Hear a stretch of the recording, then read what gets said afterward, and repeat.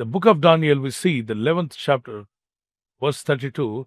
But the people who know their God shall be strong unto exploits. తమ దేవుని ఎరుగువారు బలము కలిగి గొప్ప కార్యములు చేసేదరు. దేవుని స్తుతిస్తున్నప్పుడు, ప్రార్థిస్తున్నప్పుడు ఆయన ఎంత గొప్పవాడో మన ప్రార్థనలో చెప్పాలి. ప్రభుని తెలిసినంత మాత్రాన అయిపోలేదు. పర్సనల్ గా దేవునితో నీకు ఇంటిమెసీ ఉండాలి. దేవునితో నీకు పరిచయం ఉండాలి. ఆ దేవునితో నువ్వు నడక, నీ ప్రార్థన జీవితం, నీ ఆత్మీయత, భక్తి ఆయనతో కూడా ఐక్యమై ఉండాలి. అందుకే బైబిల్ చెప్తుంది మత్తయి 22:29 దేవుని ఎరుగకపోవడం వల్ల గొప్ప కార్యాలు మనం చేయలేకపోతున్నామట. దేవుని లేఖనములను గాని ఆయన శక్తిని గాని ఎరుగక పొరబడుచున్నారు అన్నాడు. అంటే లేఖనాలు తెలియకపోతే మనం పొరపాటు పడతాం. ఈ లేఖనాలు ఎరిగి ఉండడమే దేవుడిని ఎరిగి ఉండడం. అందుకే బాగా బైబిల్ చదవండి. బైబిల్ చదివేటప్పుడు దేవుడు ఎవరో, ఆయన మనసు ఇందులో ఉంది. ఆయన మనసంతా మీరు తెలుసుకోవచ్చు. ఒక ఆథర్ పుస్తకాలు రాస్తాడు. అతను పుస్తకాలు చదవగానే పలానా ఆథర్ రాస్తుంటాడని మీకు అర్థం అయిపోద్ది. ఎందుకంటే అతని ఆలోచనలు ఎలా రాస్తాడో మీకు తెలిసిపోద్ది.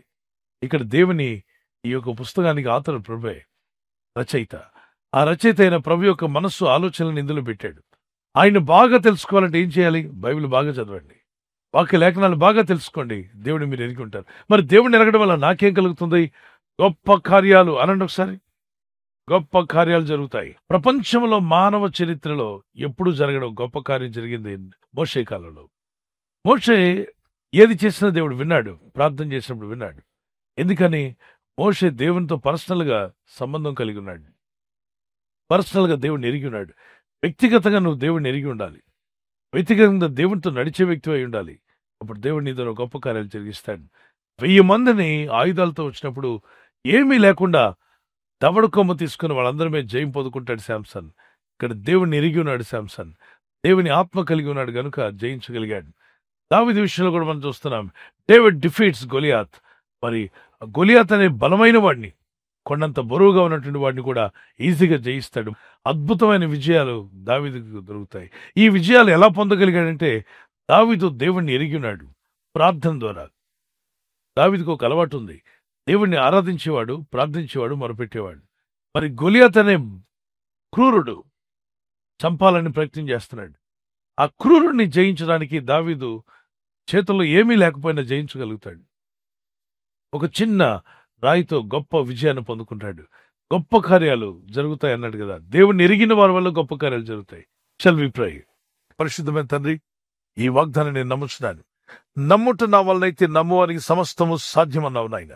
చెప్పిన వాగ్దానాన్ని బట్టి అద్భుతమైన మహోన్నతమైన కార్యాలు జరుగునుగాక. వారి వ్యక్తిగత విషయంలో, వారి కుటుంబ విషయంలో, వారి పిల్లల చదువు విషయంలోనూ, యవన కుమారులు, యవన కుమార్తెలు వారి యొక్క ఉద్యోగ విషయంలో, కెరీర్ విషయంలో, వారి యొక్క లైఫ్ పార్ట్నర్ విషయంలో కూడా, వారి వివాహాల విషయంలో ఘనమైన మహిమకరమైన కార్యాలు జరిగించండి. ఈ రాత్రి నెమ్మదితో పండుకొని సురక్షితంగా కాపాడబడినట్లుగా నీ అగ్ని కంచి వేసి మమ్మల్ని కాపాడండి. మీ చిత్తములో కొనసాగే కృప అందరికీ దయచేయమని యేసుక్రీస్తు ప్రశస్త నామములో వీరందరికీ చక్కని నిద్ర దయచేసి తెల్లవారు లేచి కృపను మాకిమ్మని క్రీస్తు నామములో అడిగి వేడుకుంటున్నామా పరలోకపు తండ్రి. ఆమేన్, ఆమేన్. ఈ వాగ్దానాన్ని మీతోనే ఉంచుకోకుండా లైక్ చేయండి, షేర్ చేయండి. అనేకులు ఈ యొక్క ఛానల్ సబ్స్క్రైబ్ చేసుకోమని తెలియపరచండి. సబ్స్క్రైబ్ చేయని వారు కూడా సబ్స్క్రైబ్ చేయండి. Good night. God bless you.